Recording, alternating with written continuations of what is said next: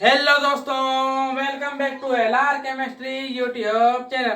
Chemistry की रंगीन दुनिया में आपका स्वागत है।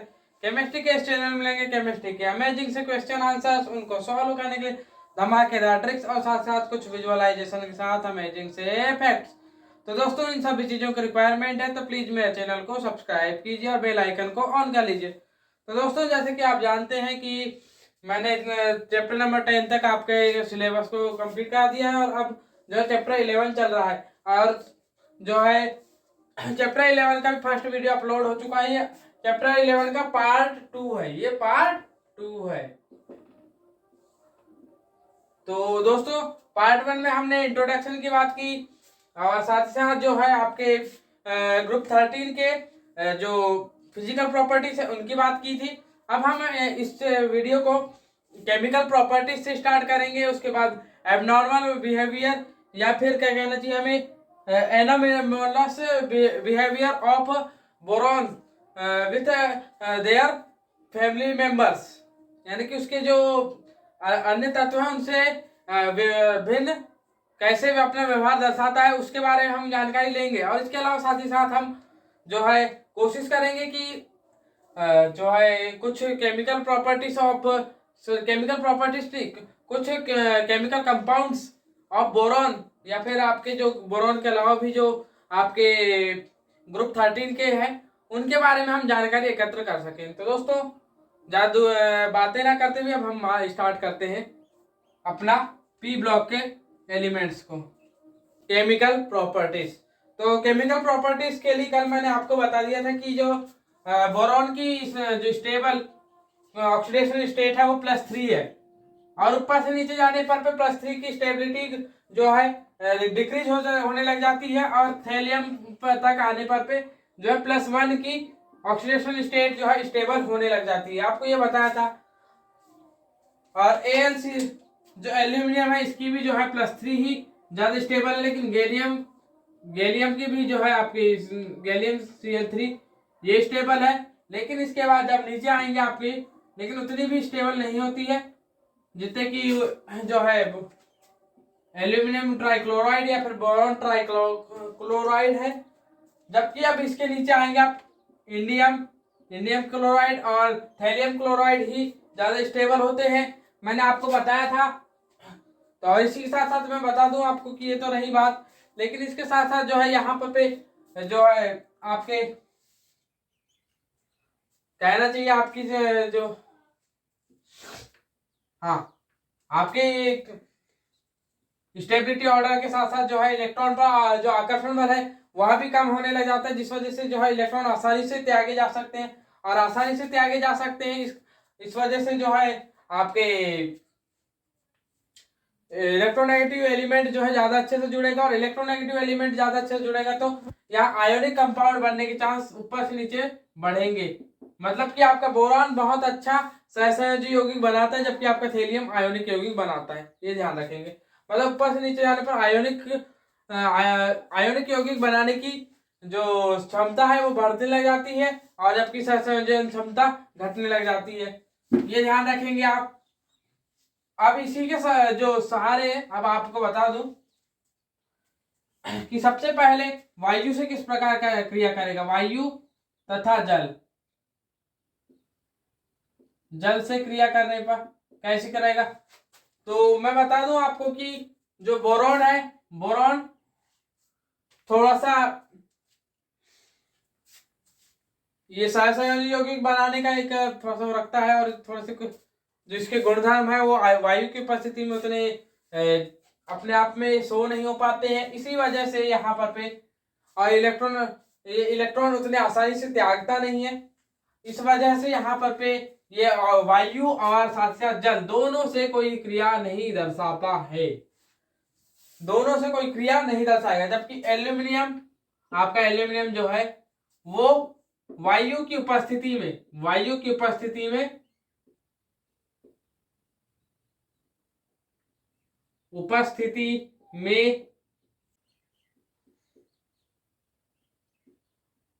ऑक्साइड की परत बना लेता है, ऑक्साइड की परत बना लेता है। ये ध्यान रखें, ऑक्साइड की परत। और इसके साथ साथ जब आप नीचे जाते जाएंगे तो ये इनकी जो अभिक्रियाशीलता है वो बढ़ते जाएगी, और थेलियम के साथ ये आसानी से जो गैलियम गैलियम के साथ जो है गैलियम और जो आपके इंडियम है, इंडियम, ये वायु की अनुपस्थिति में, वायु की अनुपस्थिति में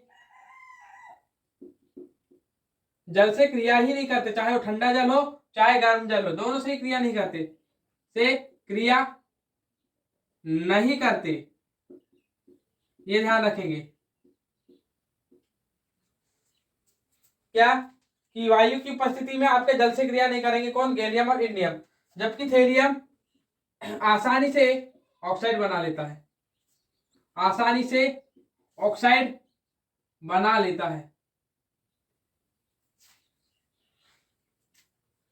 हाँ, बल्कि गैलियम जो है आपके ऑक्सीजन से जरूर क्रिया करेगा, ये ऑक्सीजन से जरूर क्रिया करते हैं, आसानी से ऑक्साइड बना लेंगे। और इसके अलावा जो आपको बता दिया जाए कि ये इसके साथ साथ नाइट्राइड भी बनाते हैं। ये क्या बनाते हैं? Nitride, nitride.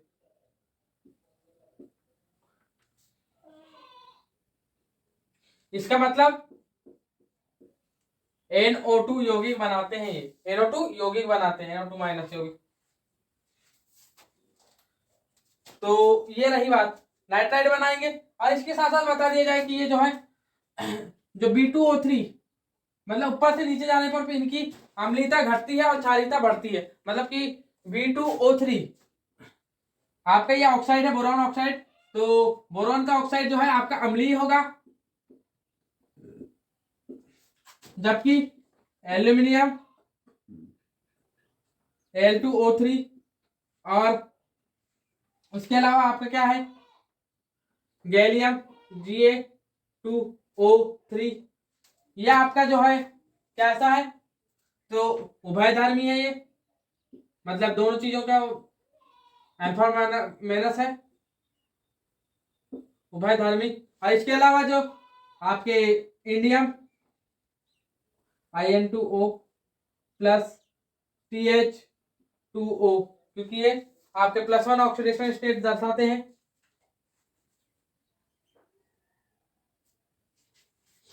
तो ये दोनों जो है आपके क्षारीय होंगे। ये क्या से होंगे? क्षारीय, ध्यान रखेंगे। तो ये रही बात,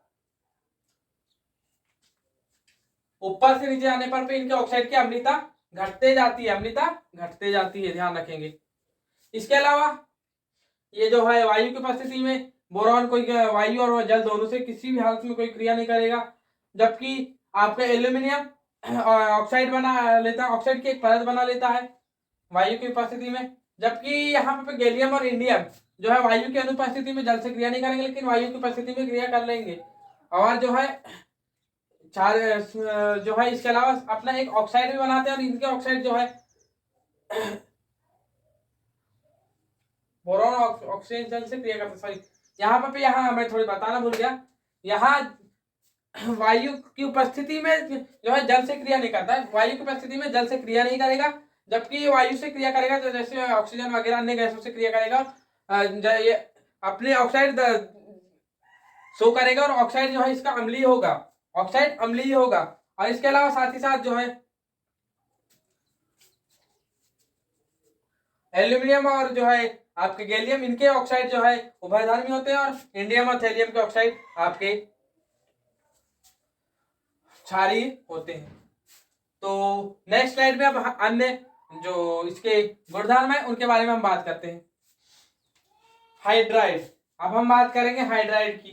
तो आपको बता दिया जाए कि जो हाइड्राइड है इनमें, तो सबसे पहली बात तो ये जितने भी ग्रुप 13 के यौगिक हैं वो प्रत्यक्ष रूप से हाइड्रोजन से क्रिया नहीं करते हैं, प्रत्यक्ष रूप से। और एक चीज और है, ये +3 ऑक्सीडेशन स्टेट दर्शाते हैं, ये तो समझ में आ रहा है, +3 या फिर +1, मतलब कि धनात्मक ऑक्सीडेशन स्टेट दर्शाते हैं। इसका मतलब ऑक्सीजन यहाँ पर H- के रूप में एक्ट करेगा, H-, और H- की वजह से यहाँ पर H- आपका क्या होता है? हाइड्राइड होता है।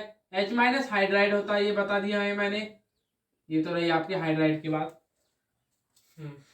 तो अब बात आती है कि ये तो अब जो ग्रुप 13 के यौगिक है वो प्रत्यक्ष रूप से हाइड्रोजन से क्रिया ही नहीं करते हैं, लेकिन जब परोक्ष रूप से इनकी क्रियाएं कराई जाती हैं तो ये अनेक यौगिक बनाते हैं, जिनमें से बोरॉन के यौगिकों को हम कहते हैं बोरेन। बोरॉन के हाइड्राइड, बोरॉन के हाइड्राइड क्या कहलाते हैं? हाइड्राइड बोरेन्स क्या कहलाते हैं आपके? बोरेन्स।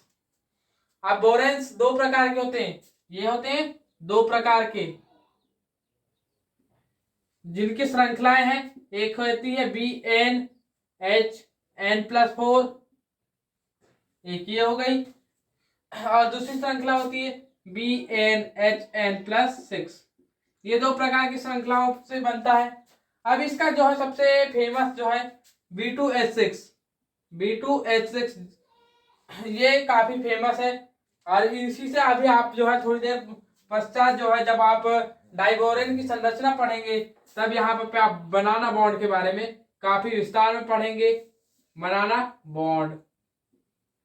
और ये जो है आपका बनाना बॉन्ड क्या होता है, इसमें कैसे कैसे सारी चीजें ये आपके ना केवल आपके 11th बोर्ड सॉरी 11th के पेपर जो एग्जाम है, जो कि आपके बता दिया जाए कि आपकी जो तिमाही का एग्जाम में ये चैप्टर था, तो ये चैप्टर था तो आपके इसमें आया हुआ था ये question, banana what is the banana bond, ऐसे कुछ एक क्वेश्चन था, बनाना बॉन्ड पे आधारित कोई क्वेश्चन था।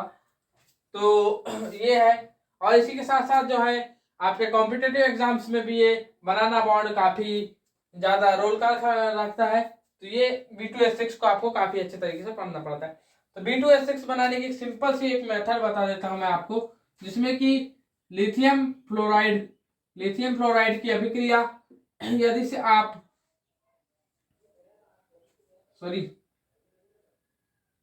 लिथियम फ्लोराइड नहीं, माफ करें, BF3 मतलब कि बोरॉन फ्लोराइड की अभिक्रिया आप अगर से लिथियम हाइड्राइड से कराते हैं तो आपको देखने को मिल जाएगा B2H6, और साथ ही साथ आपको भी यहाँ पे लिथियम फ्लोराइड बनता हुआ दिखाई देगा। लिथियम फ्लोराइड ये रही अभिक्रिया। तो ये रही। और इसी के अलावा मैं बता दूं कि जो एल्यूमिनियम है, एल्यूमिनियम की एक सबसे फेमस, एल्यूमिनियम का एक बहुत फेमस हाइड्राइड है एल्यूमिनियम के अलावा एक और है बोरॉन का सबसे फेमस वाला LiBH4। ये काफी अच्छा अपचायक है। और जितने भी आपको बता दिया जाए कि ग्रुप 13 के जितने भी ऐसे जो कि क्षारीय धातुओं से मिलकर के बनने वाले हाइड्राइड है वो काफी अच्छे क्या कहलाते हैं? अपचायक कहलाते हैं। और जितने ज्यादा वो क्या कहना चाहिए, ये बहुत अच्छा अपचायक है, जबकि लिथियम एल्यूमिनियम हाइड्राइड इससे थोड़ा सा और इससे अच्छा जो है लिथियम एल्यूमिनियम हाइड्राइड LiAlH4 ज्यादा अच्छा अपचायक है। तो ये बहुत अच्छे अपचायक होते हैं, आप याद रखेंगे। यहाँ पे हाइड्रोजन की संख्या कुछ ज्यादा है, इसी वजह से यहाँ ये अच्छे अपचायक कहला जाएंगे। तो ध्यान रखें LiBH4 और LiAlH4 काफी अच्छे अपचायक है। तो ये रही इसके हाइड्राइडों की बात। अब नेक्स्ट स्लाइड में हम बात करते हैं इसके नेक्स्ट अम्लों के साथ क्रिया। नेक्स्ट स्लाइड में हम अम्लों के साथ क्रिया की बात करते हैं। अब हम बात करते हैं अम्लों के साथ क्रिया। तो अम्लों के साथ क्रिया में आपको बता दिया जाए कि जो यहाँ पे हम 3 अम्लों के साथ क्रिया बताने के बारे में बात करेंगे। सबसे पहले बात करेंगे हम HNO3 से कौन क्रिया करता है, अभिक्रिया करता है, मतलब नाइट्रिक अम्ल से, और क्या बनाता है इसके बारे में बताएंगे। और इसके साथ साथ फिर जो है इसके बाद हम सल्फ्यूरिक अम्ल और इसके बाद हम हाइड्रोक्लोरिक अम्ल, ये 3 फेमस एसिड है, इनसे क्रिया करके क्या क्या बनाते हैं इसके बारे में जानकारी लेंगे। और साथ ही साथ आपके सबसे पहले बोरॉन, तो बोरॉन जो है यहाँ HCl से क्रिया नहीं करता, और जो है ये HNO3 और H2SO4 दोनों से क्रिया करके बोरिक एसिड H3BO3 H3BO3 देता है, आर्थोबोरिक एसिड या बोरिक एसिड देता है, ध्यान रखेंगे। जबकि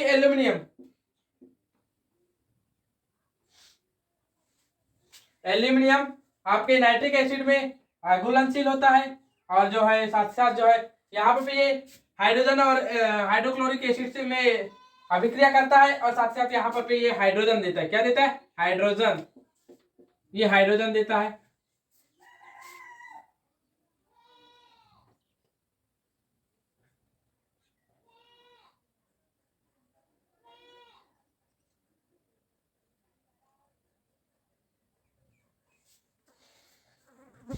इसके बाद हम बात करते हैं गैलियम। यहाँ पे ये भी जो है नाइट्रिक एसिड में निष्क्रिय हो जाता है, और निष्क्रिय होने के बाद ये जो दोनों से अभिक्रिया करने के पश्चात ये भी हाइड्रोजन देता है, याद रखेंगे, हाइड्रोजन देगा। इसके अलावा साथ ही साथ बता दिया जाए कि आपके जो बाकी के इंडियम और साथ में थेलियम, ये अभिक्रिया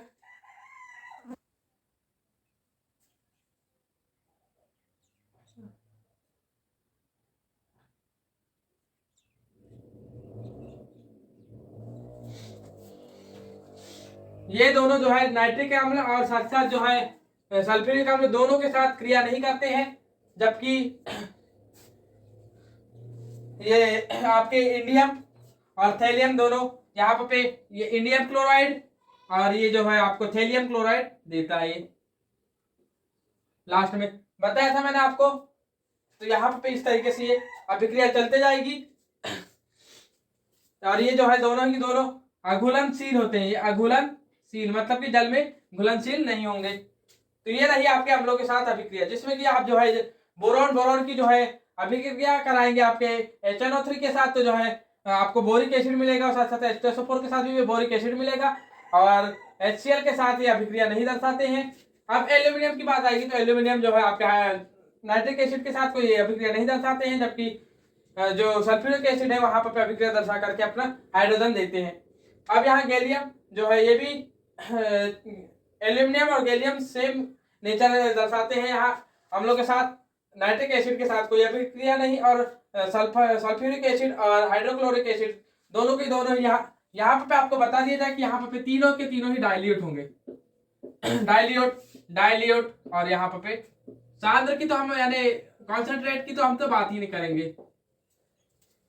तो यहाँ पे डाइल्यूट एसिड के साथ अभिक्रिया कराने पर पे नाइट्रिक अम्ल में ये निष्क्रिय हो जाते हैं, जबकि अन्य दो जो अम्ल है उनके साथ हाइड्रोजन देते हैं। जबकि इंडियम दो अम्लों के साथ जो कि डाइल्यूट नाइट्रिक एसिड और डाइल्यूट H2SO4 के साथ निष्क्रिय है, जबकि आपके डाइल्यूट हाइड्रोक्लोरिक एसिड के साथ जो है एक अघुलनशील क्लोराइड देते हैं, अघुलनशील क्लोराइड देते हैं। तो ये रही बात। तो अब हम नेक्स्ट स्लाइड में हम बात करते हैं नेक्स्ट अभिक्रिया की, जिसमें कि हम बात करेंगे क्षारों के साथ। अब हमने अम्लों की बात कर ली, अब हम बात करेंगे क्षारों के साथ अभिक्रिया। तो आपको बता दिया जाए कि क्षारों के साथ अभिक्रिया करने पर पे जो आपके बोरॉन की अभिक्रिया कैसे आप गलित बोरॉन की अभिक्रिया गलित आगे से ये गलित सोडियम हाइड्रोक्साइड से कराते हैं, तो यहाँ पे ये अभिक्रिया नहीं दर्शाएगा, ये अभिक्रिया नहीं दर्शाएगा। जबकि आप कैसे एल्यूमिनियम और गैलियम की अभिक्रिया कराते हैं क्षारों के साथ या फिर आप किसी भी क्षार के साथ, तो ये अभिक्रिया करने के पश्चात ये हाइड्रोजन दे देते हैं।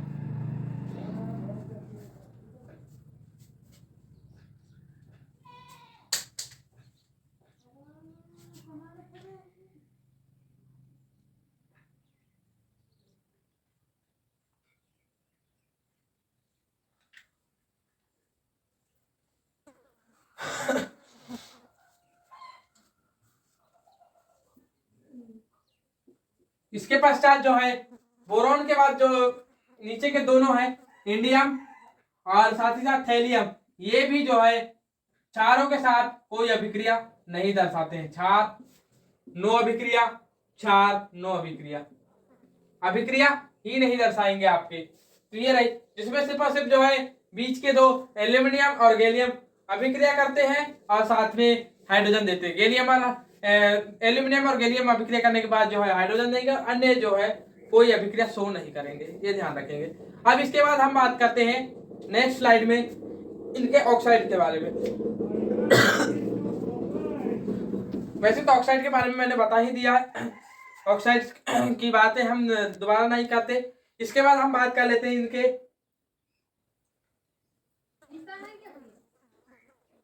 इनके हेलाइड्स के बारे में बात कर लेंगे हम। हेलाइड्स, मम्मी जी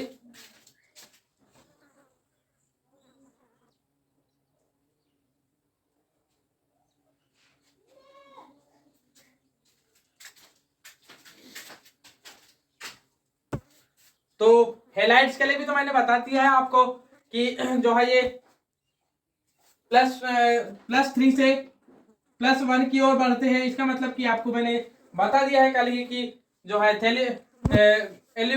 बोरॉन ट्राइक्लोराइड ज्यादा स्थायी है, जबकि बोरॉन क्लोराइड नहीं। इधर थेलियम ट्राइक्लोराइड कम स्थायी है, जबकि थेलियम क्लोराइड स्थायी है। ऐसे कुछ है।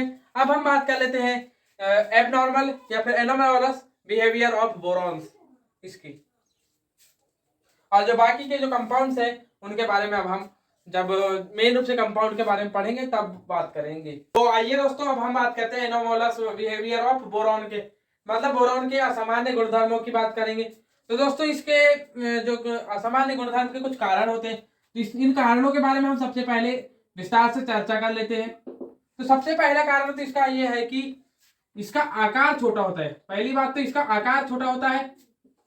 आकार छोटा होने के पीछे का कारण यह है कि इसका आयतन और आयतन, परमाणु त्रिज्या, ये सारी चीजें मैंने बता दिया है क्यों छोटा होता है।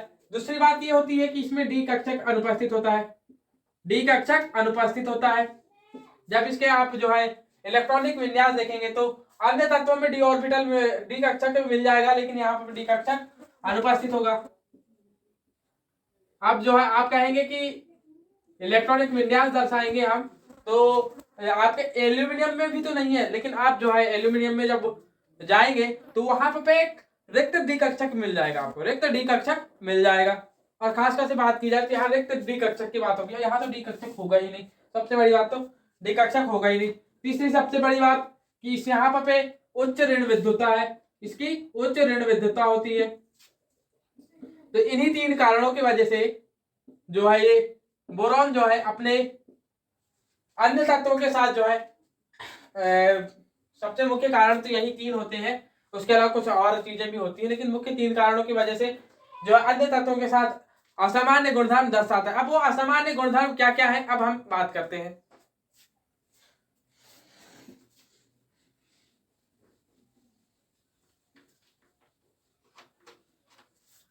सबसे पहला गुणधर्म तो आपको यही देखने को मिलेगा कि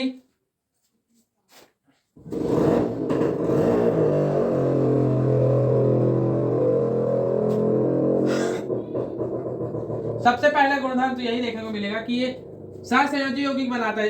यह सहसंयोजी यौगिक बनाता है, जबकि अन्य तत्व सहसंयोजी यौगिक नहीं बनाते। यौगिक बनाता है, जबकि अन्य तत्व जो है सहसंयोजी यौगिक उतने आसानी से नहीं बनाते हैं। आपका एल्यूमिनियम और गैलियम बनाएंगे जरूर, लेकिन उतने आसानी से नहीं। और जबकि आयोनिक कंपाउंड बनाते हैं, आपके इंडियम और थैलियम आयोनिक कंपाउंड बनाते हैं। दूसरी सबसे बड़ी बात कि यहाँ पे यही एकमात्र बोरॉन एकमात्र तत्व है जो कि अपरूपता दर्शाता है। अपरूपता, अपरूपता मतलब इसी के अपरूप मिलेंगे आपको, जबकि अन्य तत्वों के साथ कोई अपरूप देखने को नहीं मिलेंगे। इसके कई सारे अपरूप देखने को मिल जाते हैं आपको। इसके अलावा जो है इसमें तीसरे नंबर पे बड़ी बात यह आ जाती है कि जब डी कक्षक की उपस्थिति है तो यहाँ पर ओनली +3, केवल +3 ऑक्सीडेशन स्टेट देखने को मिलती है, जबकि अन्य तत्वों में +3 व +1 2 प्रकार की ऑक्सीडेशन स्टेट देखने को मिलती है। अन्य तत्वों में 2 प्रकार की ऑक्सीडेशन स्टेट देखने को मिलती है। ये 3 बातें हो गई। और बात बता दिया जाए कि आपने नॉर्मली आपने जैसे पीरियोडिक टेबल देखा होगा आपने, तो एक और गुणधर्म वहीं पर डायरेक्ट देख लिया होगा, जो कि होता है कि यह एकमात्र ऐसा इनके ग्रुप में एकमात्र ऐसा तत्व है जो कि अधातु है, केवल यही अधातु है। अन्य तत्वों में 2 उपधातु और जो है 2 धातु है। 4th नंबर पे ये यही केवल एकमात्र केवल बोरॉन अधातु है, बाकी अन्य तत्व उपधातु व धातु है, केवल बोरॉन अधातु है। उसके अलावा साथ में आपको बता दिया जाए, इसके अलावा कुछ और है जो कि इसका गलनांक बहुत अधिक होता है। 5वें नंबर पे इसकी बात की, इसका मेल्टिंग पॉइंट बहुत अधिक होता है, बहुत अधिक, जबकि अन्य तत्वों का मेल्टिंग पॉइंट बहुत कम होता है, जो कि इसका मेल्टिंग पॉइंट 2030 डिग्री सेल्सियस के आसपास तक पहुंच जाता है, तक होता है। इसके अलावा जो है अन्य जो इसके असामान्य गुणधर्म है वो है कि इसके, हाँ अभी बताया था मैंने कि 6वें नंबर पे कि इसके ऑक्साइड अम्लीय होंगे, इसके ऑक्साइड अम्लीय होंगे, जबकि 2 तत्वों के जो कि है आपके एल्यूमिनियम और गैलियम, इनके ऑक्साइड जो है आपके उभयधर्मी और जो है, जबकि आपके जो 2 तत्व थैलियम और इंडियम, इनके जो है ऑक्साइड क्षारीय होते हैं। ये तो बताया ही है। इसके अलावा सामान्य ताप पर ये अत्यंत निष्क्रिय होता है, सामान्य ताप पर निष्क्रिय होता है, जबकि अन्य तत्व थोड़े सक्रियता दर्शाने लग जाते हैं। बस इसके अलावा यहाँ पर भी 6 7 8 9 जो गुणधर्म है वो सारे के सारे मैं बता चुका हूं। इसके अलावा अब हम बात करते हैं कुछ, जैसे कि बोरॉन का पहला यौगिक है आपका, बोरॉन के जो भौतिक गुणों और रासायनिक गुणों के बारे में आज बात कर लेते हैं। उसके बाद हम कल से बोरेक्स और बोरिक एसिड और डाइबोरेन के बारे में बात करेंगे। कल हम बात करते हैं बोरॉन के कुछ गुणधर्मों के बारे में। तो आपको तो जनरली पता ही है कि आपके बोरॉन का परमाणु क्रमांक होता है 5 और इसका परमाणु द्रव्यमान 10 होता है, लगभग 10 नहीं 11 ही कह दें तो इसको ज्यादा बेटर है, 11 होता है। तो ये तो रही जनरल बात। अब इसके अलावा जो इसके गुणधर्म है, तो सबसे पहले हम फिजिकल प्रॉपर्टीज के बारे में बात कर लेते हैं। तो फिजिकल प्रॉपर्टीज में सबसे पहली बात, तो इसके 2 अपर रूप होते हैं, एक होता है क्रिस्टलीय और एक होता है अक्रिस्टलीय। और क्रिस्टलीय के लिए आप ध्यान रखें, सबसे कठोर होता है आपका हीरा, और हीरे के बाद अगर दुनिया में सबसे कठोर की बात होगी, अगर से हीरा नहीं दिया होगा तो आप जो है क्रिस्टलीय बोरॉन को ही लगाएंगे। क्रिस्टलीय बोरॉन जो है सबसे कठोर, यानी द्वितीय या फिर दूसरा सबसे कठोर एलिमेंट, या फिर एलिमेंट नहीं कहना चाहिए हमें, दूसरा सबसे कठोर पदार्थ है, याद रखें। हीरा एक पेवर कार्बन है, और ये पेवर अगर से आपके क्रिस्टलीय बोरॉन की बात करेंगे तो दूसरा सबसे क्रिस्टलीय पदार्थ होता है, ये बात है। उसके बाद ये इसका रंग जो है हीरा एकदम चमकदार होता है, इसका रंग जो है काला होता है। फिर उसके बाद ये हीरे की तरह ही विद्युत का कुचालक होता है, इसका गलनांक अत्यंत उच्च होता है, और साथ साथ जो है इसमें धात्विक चमक होती है, ये बात याद रखें। ये तो रही बात आपके क्रिस्टलीय बोरॉन के बारे में। और अब बात करते हैं हम अक्रिस्टलीय बोरॉन के बारे में। तो अक्रिस्टलीय बोरॉन ये इसका दूसरा अपर रूप है, जिसका रंग भूरा होता है, और इसका भी मेल्टिंग पॉइंट काफी उच्च होता है, लेकिन इसका मेल्टिंग पॉइंट जो है ज्ञात है 2500 डिग्री सेल्सियस है, और ये विद्युत का सुचालक होता है, याद रखें ये विद्युत का सुचालक होता है। तो ये रही नॉर्मल सी बातें, ये तो रही फिजिकल प्रॉपर्टीज के बारे में। अब केमिकल प्रॉपर्टीज में आप जब भी आप वायु के साथ क्रिया कराएंगे तो आपको तो पता है कि बोरॉन के ऑक्साइड, बोरॉन ऑक्सीजन से क्रिया करके ऑक्साइड देगा, उसके बाद जो है बोरॉन नाइट्रोजन के साथ क्रिया करके नाइट्राइड देगा, तो बोरॉन जो है ट्राई ऑक्साइड देगा, और यहाँ पर नाइट्राइड डायरेक्ट जो है बोरॉन और नाइट्रोजन आपस में डायरेक्ट मिल जाते हैं और बोरॉन नाइट्राइड बन जाता है। और याद रखें बोरॉन के जितने भी कंपाउंड बनेंगे वो इलेक्ट्रॉन न्यून बनेंगे। इसके कंपाउंड मैंने नॉर्मल बात बताया नहीं था, बोरॉन के कंपाउंड इलेक्ट्रॉन न्यून बनेंगे, इलेक्ट्रॉन नियॉन। वैसे ही अम्लों के साथ मैंने बताया था जो है ये बोरिक एसिड बना देता है, देख सकते हैं आप, इस तरीके से अभिक्रिया होती है। इसके बाद जो है हाइड्रोजन किस तरीके से हाइड्रोजन देता है, मैंने जब भी जो है पूरी जो है रिएक्शन नहीं लिखा था, लेकिन अब रिएक्शन लिख करके बता देता हूँ। तो ये रही जहाँ पे जो है बोरॉन सोडियम हाइड्रोक्साइड के साथ क्रिया करके जो है यहाँ पे सोडियम बोरेक्स बनाएगा, साथ में आपका हाइड्रोजन निकल जाएगा। धातुओं के साथ क्रिया करके बोरॉइड बनता है, बोरॉइड। ये जो है आपका एक प्रकार से बोरॉइड हो जाएगा। और इसके साथ साथ जो है आपके जल के साथ अभिक्रिया करके ऑक्साइड बनाता है, और साथ साथ जो है यहाँ हाइड्रोजन निकल जाती है। इसके अलावा जो अभिक्रिया है अधातुओं से अभिक्रिया करने पर पे जो है ये जो आपके बोरॉन सल्फाइड, बोरॉन कार्बाइड, इस प्रकार से अधातुओं से डायरेक्ट ही अभिक्रिया कर लेता है। ये डायरेक्ट अभिक्रिया करेगा, जैसे कि आप देखेंगे तो बोरॉन प्लस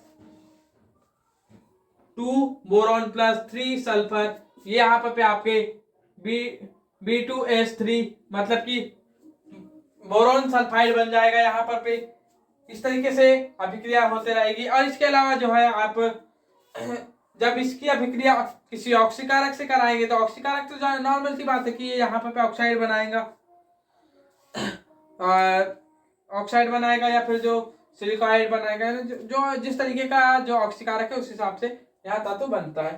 तो दोस्तों इस वीडियो को देखने के लिए धन्यवाद। आपको यह वीडियो थोड़ा सा लॉन्ग लगा होगा या फिर थोड़ा सा जैसा भी लगा होगा, लेकिन क्या कर ले, ये इनऑर्गेनिक केमिस्ट्री है, यहाँ पर रिएक्शन काफी ज्यादा होती है। और रिएक्शन के अलावा जो है अभी तो आपको कम ही रिएक्शन देखने को मिल रही है, लेकिन यहाँ पर दिमाग थोड़ा सा लगाना पड़ता है आपको, थोड़ा सा दिमाग आपका एक्टिव रखना पड़ता है उतना ज़्यादा। यहाँ पे जैसे फिजिकल केमिस्ट्री में आपके जो सवाल थे वो आपके दिमाग को थोड़ा एक्टिव रख रहे थे, लेकिन यहाँ पर उतना एक्टिव नहीं रह पाता है।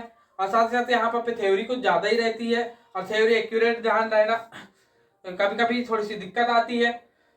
और 118 तत्वों के लिए जितने भी गुणधर्म है उनके सभी गुणधर्मों को कभी कभी ध्यान रखने पर पे, अगर से आपके नॉर्मल यूज में नहीं है वो गुणधर्म, तो उन गुणधर्मों को याद रखने में आपको थोड़ी कठिनाई हो जाती है। इस वजह से जो है थोड़ी दिक्कत आती है याद रखने में। तो दोस्तों इसी के साथ जो है इस वीडियो को देखने के लिए आपका धन्यवाद। जय हिंद, जय श्री राम।